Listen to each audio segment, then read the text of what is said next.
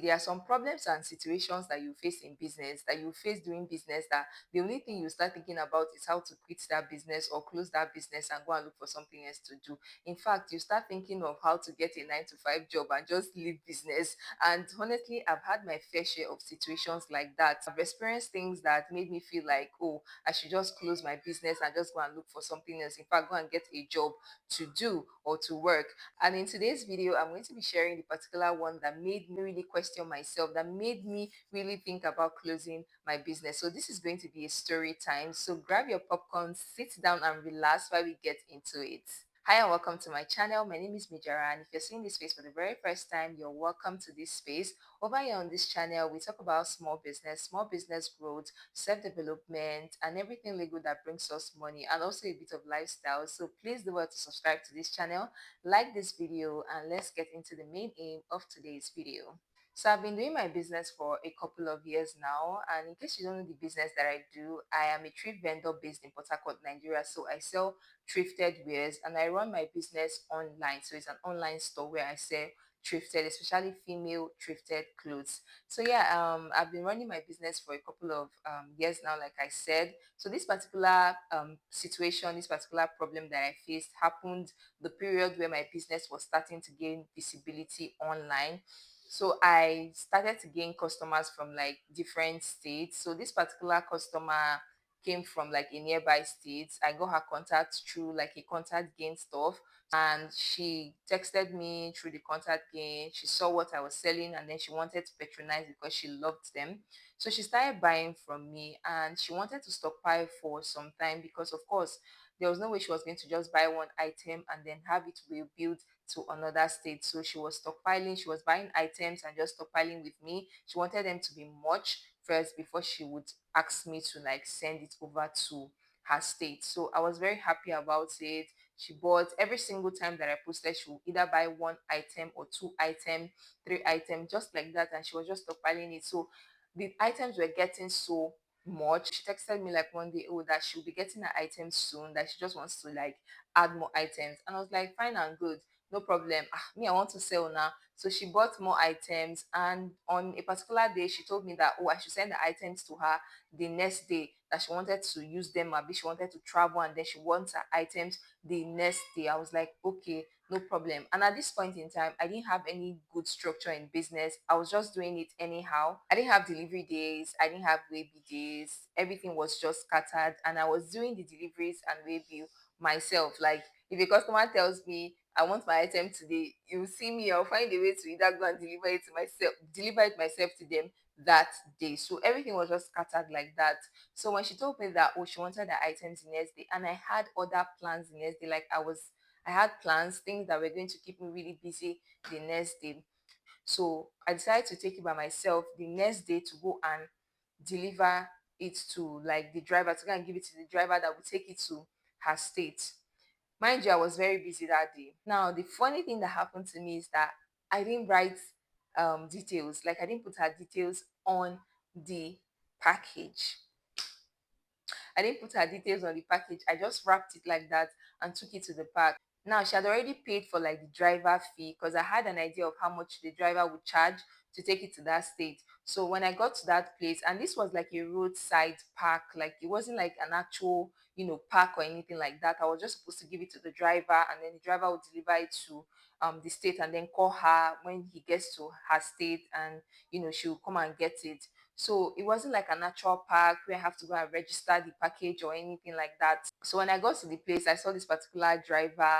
I gave him the package, went ahead to, withdraw money from a nearby POS stand. That's the delivery fee, the waybill fee. We withdrew the money, gave it to the driver, and my phone went off at this point. My phone was off at this point, rather. My phone was off at this point because I was even trying to rush to somewhere else. I needed to see how I was running on the road that day.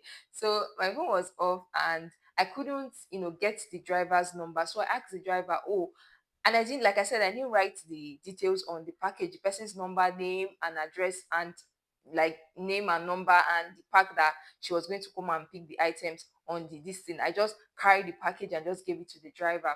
So when I got there, I told the driver, oh, do you have pen and anything? He said he didn't have. So we had to like look around and we found pen. So I just wrote the person's number on a piece of paper and just gave it to the driver, just like that. I didn't even collect the driver's number. I didn't collect the driver's number, and till today, I still wonder how I messed up so badly. So I gave it to the driver and I just left on a small piece of paper. He just wrote her number and I left. So I told the lady that, oh, driver has taken your package. Definitely expect a call, because the driver did not even make a call to her there.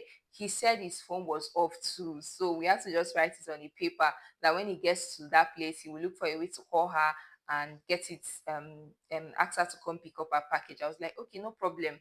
So I got home. I finished everything that I had to do for the day, got home, and I told her that, okay, have you received a call, or you should be expecting a call from the driver, or I've sent out your package. She was like, oh, she has not gotten a call, that the state where I stay, which is River State, to where she stays, which is Abia State, it's not like these states are very far, that at least the driver should be close or should have gotten to her state by now. I was like, oh, maybe he'll call you, he'll call you. She was asking me that, oh, where's the driver's number? I told her that, oh, my phone was off, so I couldn't get the driver's number and stuff like that. In my mind, I was like, okay, the driver will definitely call. I just decided to be calm. I waited.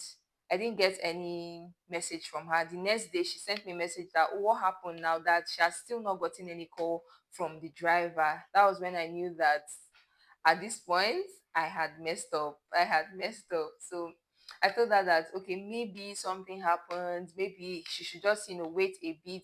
And then waited till in the afternoon and still no call. And at that point, I was really worried, because no matter how the situation would have been, the driver is supposed to have gotten to that place by that time.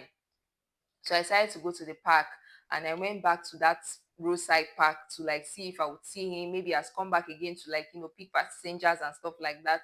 So I went to the park. I was trying to ask, and that was where I knew that it was really bad.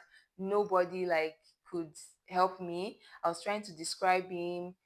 People just said, oh, this is not a natural park, and that different drivers come here and they change drivers a lot and all of that.